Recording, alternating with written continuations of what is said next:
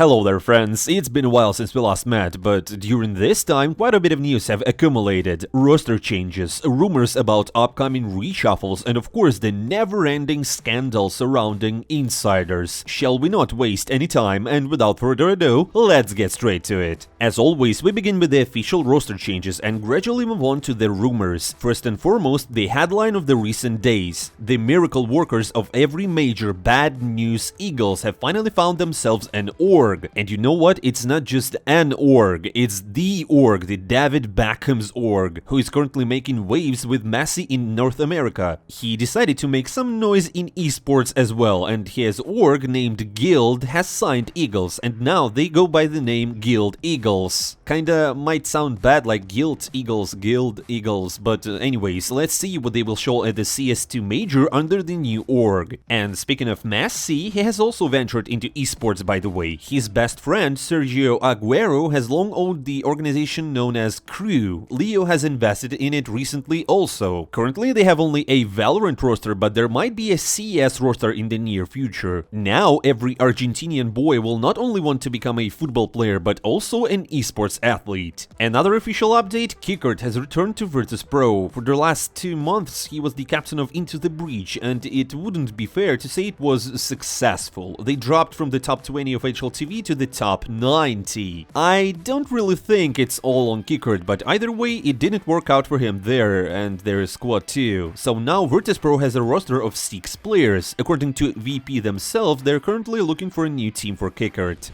Friends, now I want to tell about an interesting offer from Hot Pizza. These guys have created a cool open case website with a wide variety of game modes, including a new unique mode called Case Flip. In it, you can challenge any player on the side and have a 50% chance to win all the cases, including your opponents, effectively upgrading your inventory. Sounds tempting, right? Especially because you can instantly withdraw all your winnings to your Steam account. Hot Pizza also offers a wide selection of cases, including a new CS2 squad line with plenty of expensive skins. Playing on Hot Pizza is quite simple. They offer convenient deposit methods like credit cards, skins, cryptocurrency, and many more. And of course, don't forget to use my promo code NEWS to receive a 50-cent bonus. You can find the link to the website and the promo code in the pinned comment. Thank you guys for watching the ad. Let's continue. And now let's move on to the transfers. First, Fasher has left OG. Well, okay. Next, Rouge parted ways with Fnatic and joined Prezi. It's a fully Danish team now and with a lot of skilled players. Nikodos, Rouge, Altax, TMB and Refresh. By the way, in this lineup they've only lost 1 match in November, winning all the rest. It's on tier 2 scene, but I sense that these guys might make some noise before the major. And as for Fnatic, there's almost nothing left. Mezzi is in Vitality, Roche is with the Danish guys, and rumor has it that they are building a Swedish lineup around Creams. They will sign Brolan, Hampus and Isaac from Gamer Legion. But what's even more interesting is what's happening in Ence. According to Overdrive, Glaive should be joining the team soon. It's been talked about for over a month now, but the issue is that there's practically no one to play with. If we gather all the other rumors from various sources, we have that Snappy and Sampayas are moving to Falcons. The Sheiks wanted to get Manasi, but it didn't work out, and now the next in line is the Spanish prodigy. Diha will join his Polish dream team at 9, and about Maiden and G2 you already know. Only Nerds is still in the squad, not really understanding what he's doing there. Why all of a sudden all his brothers in arms went to other teams? Everything was really great in CS2. Anyways, all of this is unofficial, just rumors, and all we can do is wait. And the similar things are happening in Faze clan. The team hasn't lost a single championship in CS2 they participated in, and with a streak of 15 victories in a row, the question is, what more do they need? Why is the team still breaking up? Even the old-timer Kerrigan doesn't have an answer to this question. Here's what he said after winning CS Asia Championships. If I could, I would keep the lineup. It's hard to put myself in such a position, but what can I do? Let's just leave everything to the gods and enjoy what we've achieved until today. Well, CS gods, it's your turn. Help Kerrigan keep the lineup. Guys, let's call to CS2, just spam Prage in the comments below and maybe they will help Kerrigan do it. As you may recall from the rumors before, Twists is supposed to leave FaZe Clan, and the Liquid plans to build a dream team around Cadian, Twists and Nav, but something tells me this may not happen. And all because of HLTV insiders. Recently they wrote that Astralis is in the final stages of buying Yabi and Stavn from Heroic. These two Danish orgs just hate each other, but somehow they managed to agree on something, and apparently Astralis will pay the full price for these two not very honest players. In case you forgot, Yabi and Stavn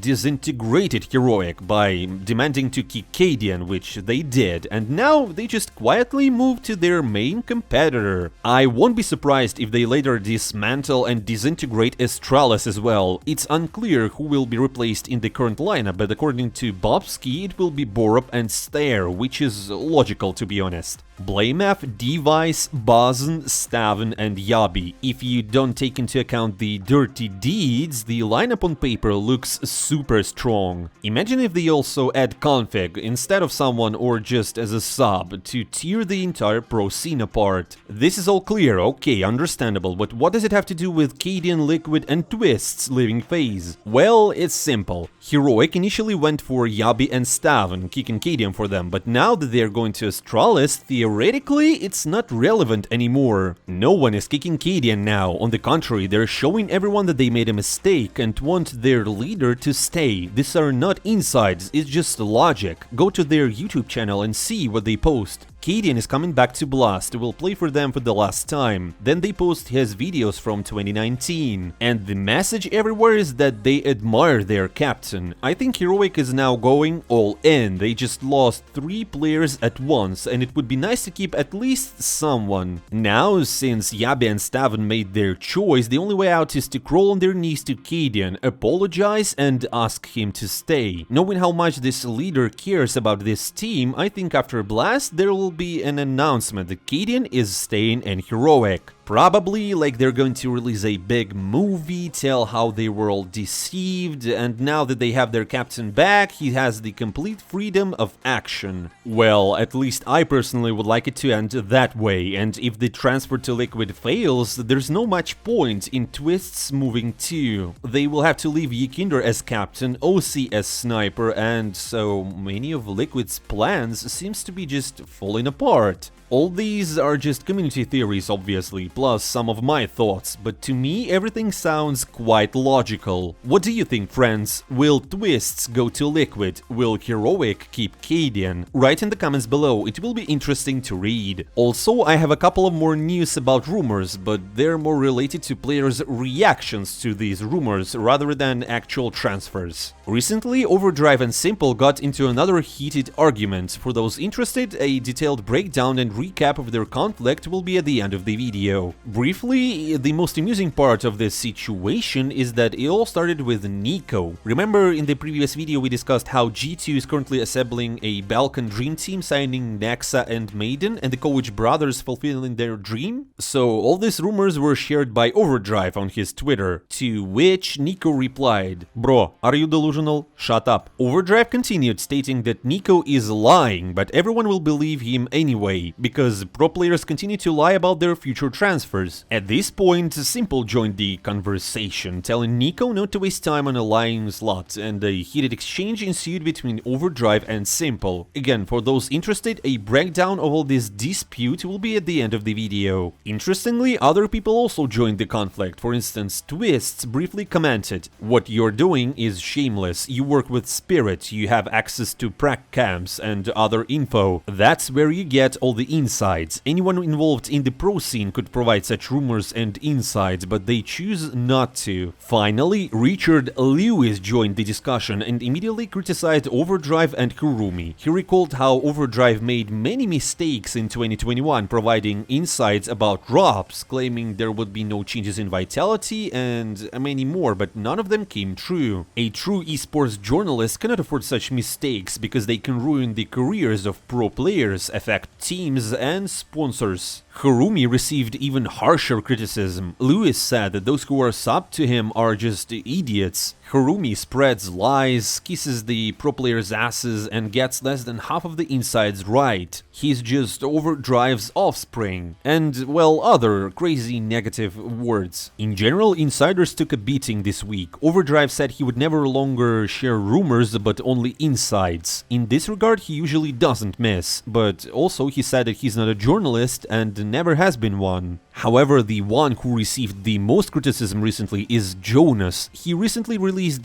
two tough rumors, to be honest. The first one suggests that Navi is removing Alexibi and Kickert will replace him. Honestly, it looks more like a joke, but that's not all. The next rumor from him is about Shiro supposedly joins Spirit in place of Artfrost. Both Overdrive and Shiro dismissed this. Overdrive wrote that Jonas is a junkie and that there is an insight that Simple will adopt him, while Shiro simply went to play the zombie mode. Yes, in fact, no one denied anything, but no one took it seriously either. Shiro has recently become quite active on information occasions and decided to respond to an article claiming that he's not being invited anywhere. He wrote that he's flooded with offers. It's interesting to know what kind of offers he's getting. So basically, if Shiro is in high demand, a real transfer bomb is waiting us soon. And now, finally, let's talk about our favorite Natas Vincere. What's happening with them, what waits Simple in the future, and much more. Almost all the information came from Alexibi and JL. They attended various interviews and podcasts where they revealed many interesting things. Let's start with Alexibi, summarizing briefly. Navi is satisfied with their results in CS2. In the near future, they will work hard at a bootcamp. Regarding Simple not going to the tournament, Alexibi found out about this only when he arrived in Australia himself, so it was super unexpected for him too. He considers Simple the best player in the history of CSGO. As for G2, there were problems with rules and communication, and this has nothing to do with Nico, they still have excellent relations. His favorite international organization is OG, purely Finnish Havu Ence. He fondly remembers his time in OG for the excellent atmosphere, regretting that the majority of his stay was during the pandemic and the team didn't reveal its full potential. So it turns out that Navi is not his favorite team, but OG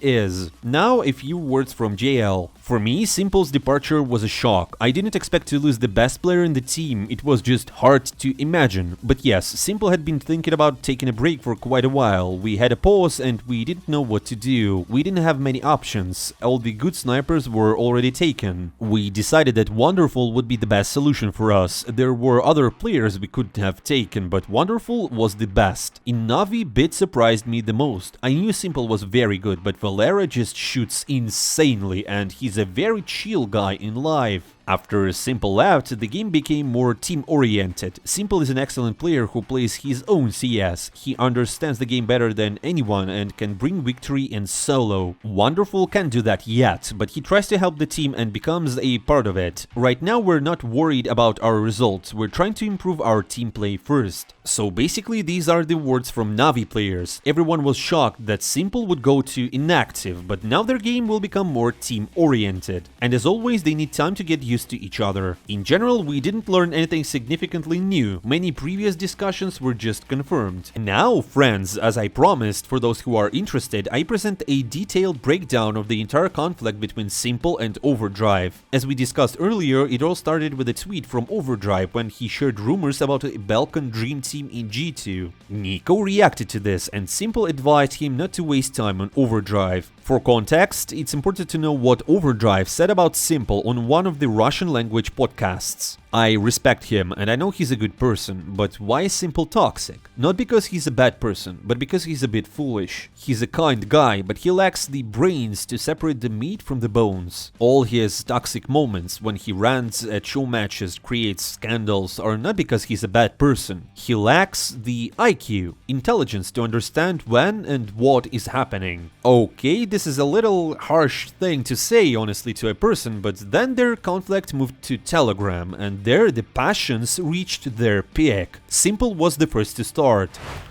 Овер, ну уже пора понять, что тебя хуесосит не только CIS-комьюнити, блять, ну и весь мир. Со своими инсайдами, со своим пиздежом. Ты только, блять, реально, все, что ты делаешь, это реально, вот, вот в чем твоя заслуга, я тебя респектую, это то, что я сейчас записываю тебе, блядь, это аудиосообщение. Представь, это вот реально все, чего ты добился. Я тебя пиарю, какой ты дурачок. Просто вкидываешь инсайды. О, кстати, ты помнишь, как ты играл с Харуми? Чатик, кто не знал. Он играл с Харуми вместе в Faze, попались против украинцев. Они его разъебали, типа 13-4, 13-5. А он там что-то про маму начал говорить, блядь, что-то им отвечать. И ты что-то говоришь про IQ? Ты, блядь, дебил, нахуй. Хули ты, блядь, говоришь вообще про семью, блядь? Как ты можешь опускаться, блядь, до этого? Ты вообще, блядь, не понимаешь, что в жизни и как все построено? Сань, а чё, ты от винца уже выпил? Или сегодня хуйца решил? А вот нахера я записываю голосовые? Хотя кружки нельзя, потому что тут и винцо, и еще чего-то, и дорога вдаль. Лучше не буду записывать кружки, буду голосовыми хуярить. Как же мне похуй на своих поклонников, когда я создал ТГ-канал, чтобы год отвечать этому старому хуесосу только для него. Я создал этот канал. Сань, больше ПЛЗ ничего мне не отвечай, а то я ж тебе опять ответку дам, и тебе опять придется на 2 месяца рот в жопу себе засунуть и молчать. Understood. Overdrive's response is a kind and playful jab at Simple regarding alcohol, and also the idea that Simple doesn't care about his fans because he doesn't interact with them and uses his Telegram channel only to argue with Overdrive. Дело не в том, что он попался с украинцами, типа, блядь, которые его захуесосили.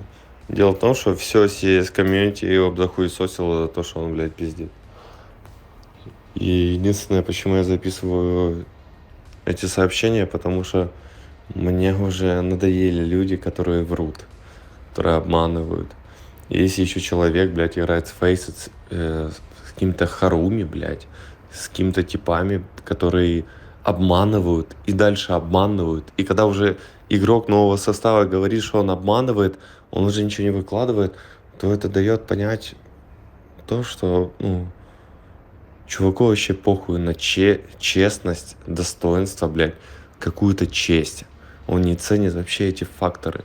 Я не хочу, чтобы люди, блядь, в Counter-Strike комьюнити слушали типа, который не стоит вообще ничего. Я не хочу, чтобы они прислушивались к человеку, который не ценит любые человеческие факторы.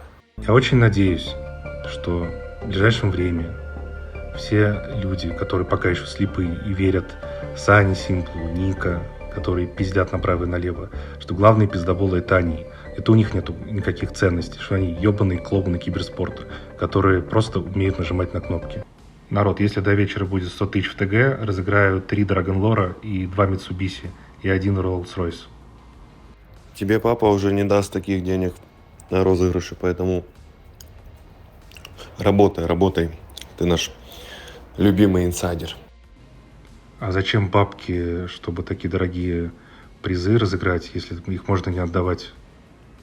Кстати, тут 10 минут назад один человек говорил про мою нравственность, что нельзя там трогать семью, и сейчас про моего отца что-то там говорит.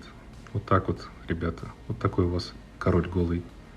About the giveaway here, let me explain for a bit. Simple on April 9th, which was half a year ago, at 10 p.m. announced that if the number of subscribers on his Telegram channel will grow from 76,000 people to 100,000 people by the end of the day, which was 2 hours, he will give away 3 Dragon Lores among his subscribers. Obviously, the community managed to achieve it, and Simple got his 100,000 subscribers by the end of the day, but as of this time, the winners of the giveaway still haven't received their Dragon Lores. Now, let's continue with the conflict. Кстати, Сань, воспользуйся чатом GPT. Классная тема, чтобы мне какие-то нормальные ответы генерировать, а то ты не справляешься. Овер, когда ты пишешь и отвечаешь какому-то человеку, которого ты не знаешь, свою мать проверь, или свою проверь, ты так и ответил, кстати, то не надо это сравнивать с отцом, который в свое время, с твоим отцом, который в свое время заработал бабок, добился своих высот, в итоге он, блядь, ошибся. Единственную ошибку он допустил, он дал бабки тебе, чтобы ты стал инсайдером. Поэтому не надо сравнивать вообще две ситуации. Я ни в коем случае не оскорблял ни родителей твоих, ничего. Короче, нафига ты вообще записываешь этот кружок? Ты хочешь как-то свое зло распространить между другими людьми? Или ты гонишься за подписчиками? Или зачем вообще? Зачем ты это делаешь? Саня, давай дебаты устроим. Ты про меня будешь все рассказывать, я буду дефаться, я про тебя буду рассказывать, ты будешь дефаться, и кого-нибудь позовем стороннего наблюдателя, и он скажет, на чьей стороне правда. Так будет по-нормальному. А то вот эти все твои голосовухи, ну это ж какой-то смех. Ну, скорее всего, ты сольешься, потому что это же ты меня пиарить будешь, ты посчитаешь. Ну, а так бы мы разрулили все наши вопросики в нормальном прямом разговоре. And after that, Simple and Overdrive just exchange text messages, and that's where the conflict ends. In general, friends, that's another scandal between Simple and Overdrive. Now let's remember how it all started, with the inside info about G2. The funny thing here is that Nico didn't really deny it. Moreover, not just like that, G2 kicked JKS and Nico himself did refuse to move to Falcons, even though he was the one to initially approach them with the offer. In general, it seems like Overdrive's inside info is not far from truth. In this light, the quarrel looks even more absurd and meaningless. What do you think, friends? Share your opinion about this crazy stuff in the comments, it will be interesting to read. Well, and finally, my dear followers, that's all for today. Regarding matches, there are many tournaments on the pro scene going on right now, but we all of course are waiting for only one of them. On November 22nd, the battle between Navi and Cloud9. It's going to be very hot. Thank you all for watching. Don't forget to hit that like button and subscribe to the channel so you don't miss anything CS2 related. I won't say goodbye for long. See you soon.